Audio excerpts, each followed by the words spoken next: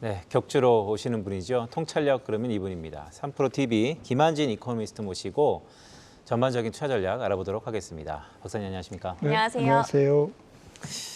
일단 오늘은 장이 안 좋습니다. 네, 현재 시장에 대한 진단이 좀 필요할 것 같은데요. 한 연초부터 계속해서 논의가 되는 것 같습니다. 베어마켓 랠리냐 아니면 본격 강세장이냐.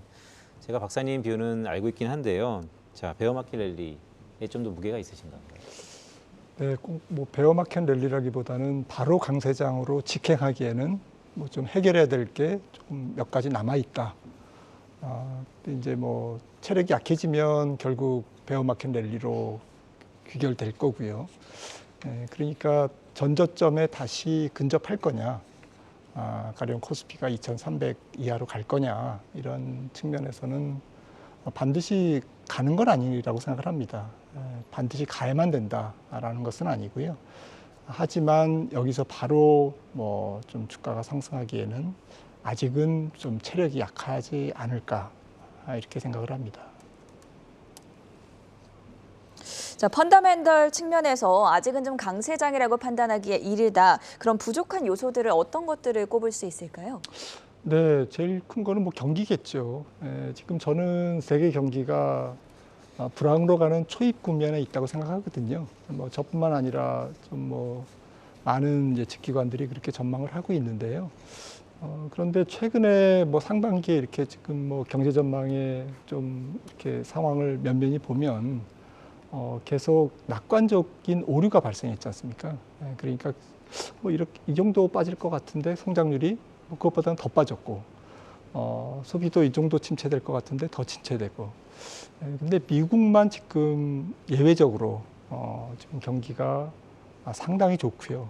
나머지 나라는 사실 인플레이션 뭐 이런 요인 때문에 통화 긴축도 좀 가팔라지고 있지 않습니까? 그러면서 경제 전망이 계속 조금 빗나가고 있는데 아래쪽으로요. 그런데 특히나 지금 유로존이 성장률이 조금 급감하고 있습니다. 올해 한 1.3% IMF가 전망하고 있는데, 올해는 한 2.3% 전망하고 있는데, 내년도에 뭐 1%대 초반 달성할지 조금 모르겠습니다. 지금 상태는 뭐 지금 독일의 생산자 물가가 37%, 그렇죠. 전월비 뭐 5.3%대, 그리고 영국도 연말이면 뭐 CPI가 10%대, 그리고 내년에는 뭐 15%를 지금 전망하고 있습니다. 그래서 이런 유로존의 물가 앙등이 과연 유로존 경제를 어느 정도 빨리 디플레이션, 인플레이션이 걱정되는 게 아니라 급격한 경기 침체로 전환시키느냐, 이런 부분들이 조금 걱정되고요. 또 중국도 성장률이 지금 낮아지고 있지 않습니까? 그래서 지금 나홀로 그래도 버티고 있는 미국이 이러한 주변 국가의 경기 둔화의 영향을 언제 이제 받으면서 본격적으로 미국마저도 조금 침체의 조금 그 속도가 빨라질 거냐, 이런 부분들이 지금 시장의 가장 큰 위험 요인인 것 같습니다. 네, 말씀 주셨던 것처럼 유로존은 이미 경기 침체다라고 불려도 뭐 무방할 정도고요. 미국이 경고했는데 이제 경기 침체 속도가 좀 더 빨라질 거다라는 말씀을 주셨어요. 자, 이번 주에 잭슨홀도 있기 때문에 이 부분을 여쭐 수밖에 없는 것 같은데요. 특히 유럽을 보면요, 경기 침체인데 인플레이션이 잡혀지지 않습니다. 자, 미국이 이게 계속 보고 있거든요. 네. 이거를 계속 보는 가운데 불안감도 있을 것 같고, 또 그런 시기에 잭슨홀이 열리는데요. 이것을 연장선상에서 해석하면 잭슨홀에서 우리는 무엇을 기대할 수 있을까요? 오히려 조심해야 될까요? 잭슨홀에서 뭐 특별한 이야기가 이렇게 나오진 않겠죠. 지금 뭐 파월 의장이 이제 조금 26일 날 오전 10시에 발언을 하기 때문에 그걸 제일 주목하고 있지만, 아무튼 뭐 지금 관측으로서는 뭐 언론적인 이야기, 좀 물가를 잡는데 아직까지는 총력전을 펴겠다, 아직은 안심할 단계가 아니다, 다소 뇌파적인 발언이 예상되지만, 지적해 주셨던 뭐 지금 미국뿐만이 아니라 지금 유로존의 스태그플레이션 성향이라든지, 또 많은 나라들이 지금 약간 통화 정책을 공격적으로 베이비 스텝 이상의 빅 스텝, 자이언트 스텝을, 혹은 뭐 100bp 인상을 지난번에 캐나다도 100bp를 인상했고요. 그럼에도 불구하고 물가가 잘 좀 잡히지 않고 있거든요. 근데 사실은 물가가 잡히지 않는 것은 미국도 마찬가지입니다. 미국이 지금 지난 3월부터 사실 225bp를 인상했지 않습니까? 근데 3월 달 미국 CPI가 8.5%였거든요. 지금 지난달 물가가 8.5%입니다. 똑같이 8.5%죠. 네. 그리고 지금 연말이 한 7%대 뭐 좀 초반 이렇게 보고 있습니다만은 뭐 7%대 초반이라고 봐도 고작 한 1.5% 뭐 한 2%포인트 낮추는데 지금 350bp 정도의 금리 인상을 지금 단행한 거 아니겠습니까? 그러니까 금리를 인상한 것에 비해서는 연준의 통화정책의 긴축 노력에 비해서는 물가가 잘 안 잡히고 있는 것은 사실은 미국도 마찬가지거든요. 근데 다른 나라들은 미국과 달리 지적해 주셨듯이 경기마저도 뒷받침이 안 되고 있고 미국은 그래도 고용 사정이 좋아서 경기가 버티고 있고 이런 정도의 차이에서 주식시장은 어쨌든 미국 주도로 특히 미국의 빅테크 중심으로 기습적인 상승을 보였습니다. 그래서 조금 주식시장으로 돌아와서 말씀드리면 이번 주식시장의 특징은 약간 수급적인 공백을 어쨌든 이용한 기습적인 뭐 쇼커버링이라든지 시스템 트레이딩이라든지 또 집중된 몇몇 기술주에 집중된 어쨌든 단기 급등 이런 측면에서 조금 전체적인 매크로 환경을 충분히 반영하는 랠리는 아니었다. 즉 다시 말씀드리면 매크로 환경과는 조금 괴리가 발생하면서 주가는 계속 오르는데 매크로 환경은 조금 계속 부진한 그러한 괴리를 보이면서 형성된 주가 랠리가 아니었냐 이렇게 생각을 합니다.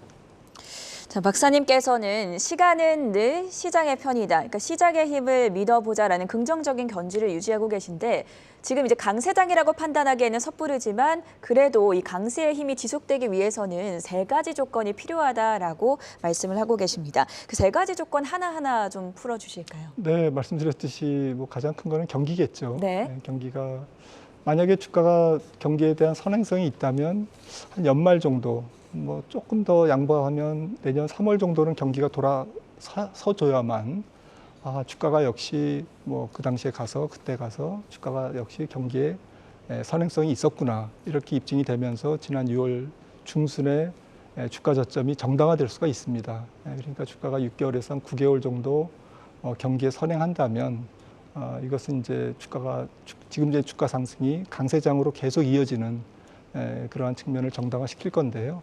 근데 앞서 말씀 나눴듯이 이제 경기 부분이 조금 모호하고 또 미국이 아직은 경기가 좋지만 좀 시간이 지날수록 주변국의 영향을 받으면서 미국마저도 좀 경기가 좀 둔화될 가능성이 있고요. 두 번째는 뭐 역시 경기와 좀 궤적을 같이 하는 기업 실적이겠죠. 근데 다행히 2분기 실적은 굉장히 좋게 나왔기 때문에 예상보다 좋게 나왔기 때문에 주가 랠리를 지지하는데 긍정적인 힘을 보태줬지만 점점 이제 3분기, 4분기 갈수록 경기 전체적인 수요가 둔화되기 때문에 또 실업률이 좀 올라가지 않겠습니까? 그러다 보면 소비가 좀 둔화된다든지 또 앞서 말씀 나눴듯이 미국의 어떤 대외 수출, 해외 경기가 안 좋으니까 빅테크들의 뭐 어쨌든 뭐 소비재들의 대외 수출도 조금 주춤해지면서 실적이 조금 뭐 3분기, 4분기 갈수록 혹은 내년도 들어갈수록 실적이 좀 주춤할 것 같고요. 마지막으로 세 번째는 이번에 주가 상승을 뭐 도왔던 가장 1등 공신이라고 봐야 되겠죠. 물가와 통화 정책의 모멘텀입니다. 이 부분은 긍정적으로 작용할 것 같습니다.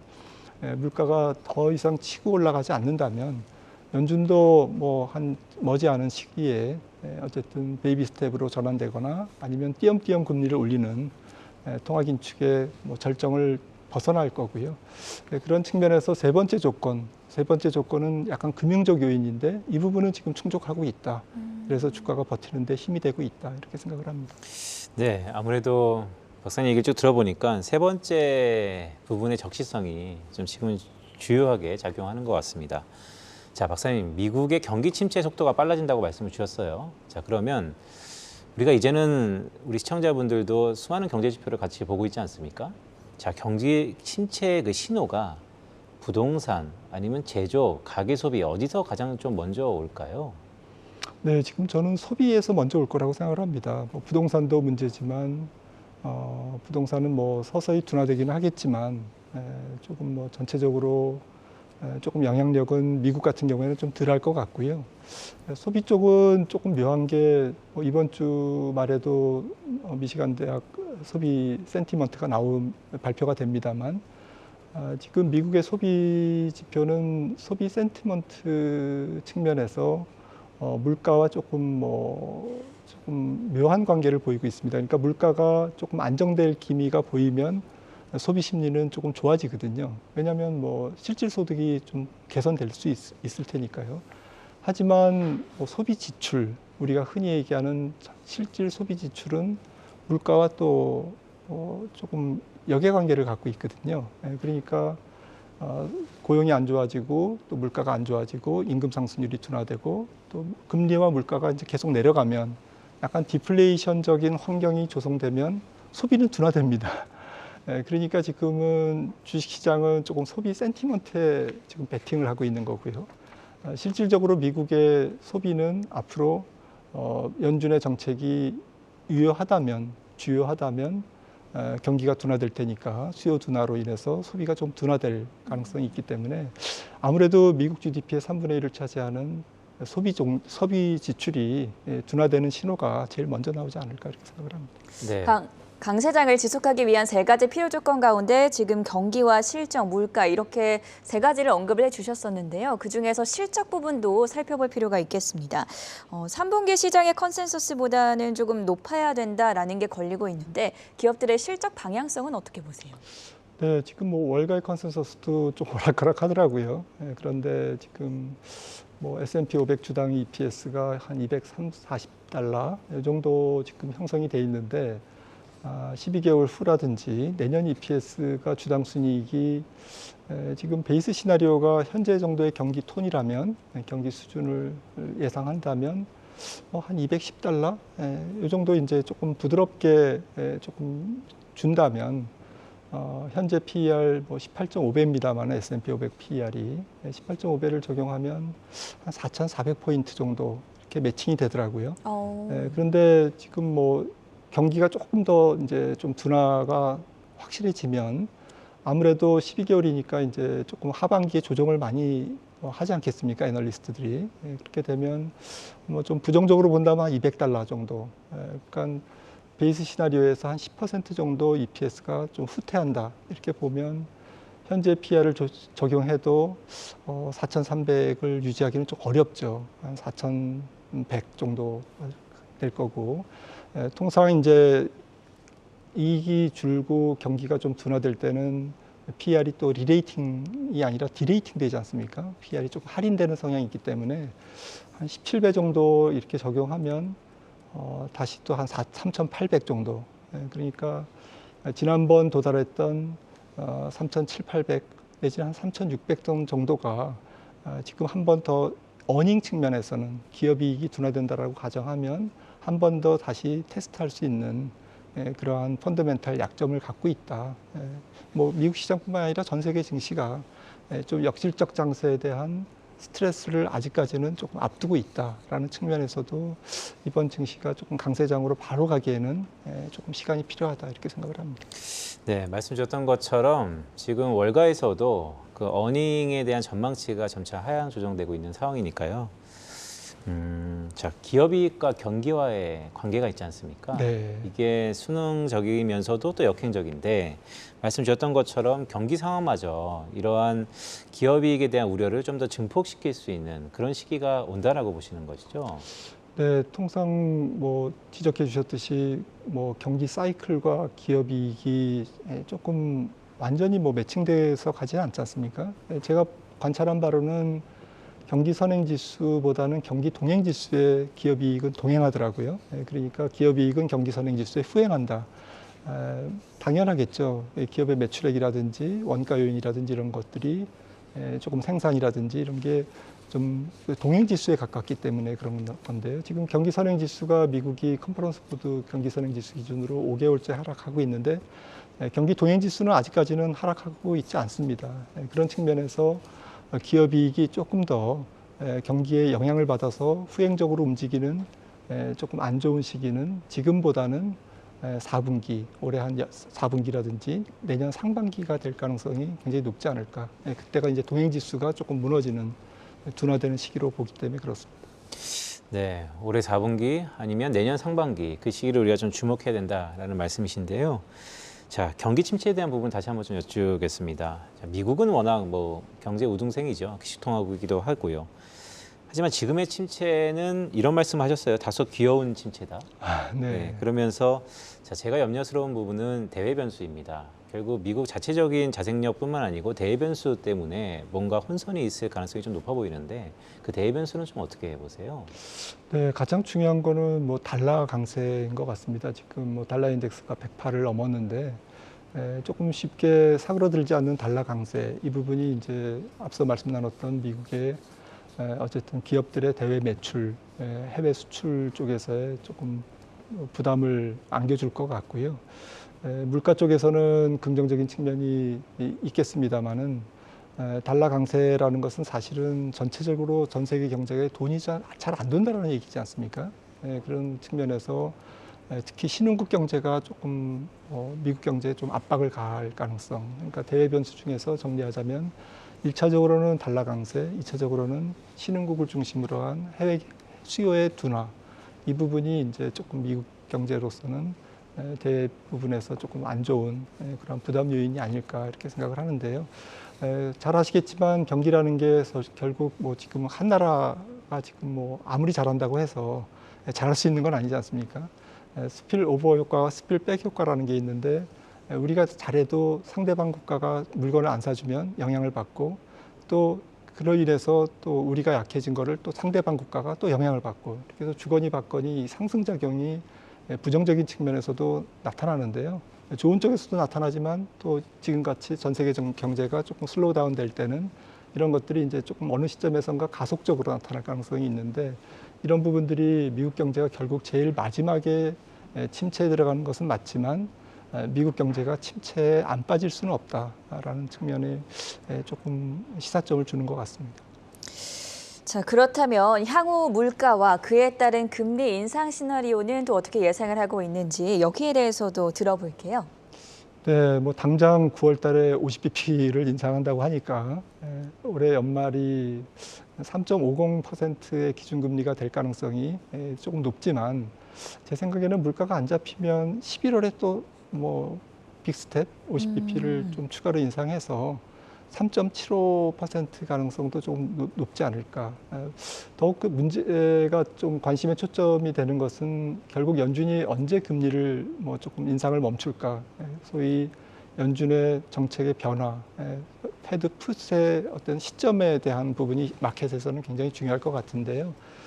제 생각에는 유로존 물가가 이렇게 치솟고 이런 걸 보면 뭐 물론 이제 유로존 뭐 특수한 상황이겠지만 미국도 내년도에 적어도 한 2번 이상의 금리 인상은 불가피하지 않을까라는 측면에서 이번 미국 기준금리의 종착역은 시장에서 기대하는 4% 미만은 아닐 것이다. 4% 위가 될 가능성이 높다. 그리고 그 시기는 적어도 내년 상반기에 조금 완료되기에는 조금 버겁다. 그러니까 적어도 한 6월까지는 미국이 금리 인상을 계속 연준이 지속하지 않을까 이렇게 생각을 합니다. 네, 마지막 질문 좀 드려야 될 것 같습니다. 사실 미국의 금리가 4% 이상은 아직까지 시장에서 생각하지 않는 부분이라서 그 부분이 현실화된다면 우리 주식시장의 변동성은 좀 불가피할 것 같습니다. 자, 그럼 국내로 좀 시계를 옮겨보겠습니다. 이번 주에 8월 금통위가 있는데요. 시장의 컨센서스가 25bp 금리 인상이에요. 그렇다면 다 반영됐다라고 보는 건데 문제는 올해 남은 10월과 11월 두 번입니다. 시장은 한국이 먼저 금리를 올렸기 때문에 이번 두 번으로 끝날 거다. 이거에 대해서는 어떻게 좀 생각하세요? 지금 뭐 한은에서도 지금 뭐 한 8월에서 9월 사이가 물가의 어쨌든 정점일 거다라고 이제 보고 있고 뭐 시장에서도 그렇게 보고 있기 때문에 금리 인상이 어쨌든 8월이 이제 마지막일 거다. 혹은 뭐 한 번 더 인상이 있더라도 올해 나머지 2번 인상해서 2번 다 인상하지는 않을 거다. 이제 이게 지금 컨센서스인데 저는 조금 생각이 다른 게 전 세계 물가를 너무 좀 과소평가하고 있는 게 아닌가. 우리만 잘한다고 지금 물가가 잡히는 게 아니라 수입 물가가 조금 예사롭지 않고 다행히 뭐 곡물가라든지 좀 공급망 차질이라든지 이런 부분들이 해소는 되고 있습니다만은 그럼에도 불구하고 여전히 우리나라의 물가 수준은 조금 통화 긴축을 멈추기에는 어려운 그러한 상황. 그러니까 올해 CPI가 5% 정도라면 한국은행도 연말까지는 어쨌든 3.0% 정도는 갖다 놔야, 그러니까 나머지 통화정책회의에서 베이비스텝 25bp로 계속 인상해서 3.0에 갖다 놓고 미국 금리의 차이가 50bp 정도 벌어진 상태에서 올해를 마감하고, 그리고 내년 들어서 이제 물가가 잡히는지 안 잡히는지 한 템포 쉬면서 관찰을 해야 되지 않나. 그래서 저는 올해는 어차피 베이비 스텝으로 이번 금통위를 포함해서 3번 인상을 조금 예상해 봅니다. 네, 오늘 말씀을 쭉 들어봤는데요.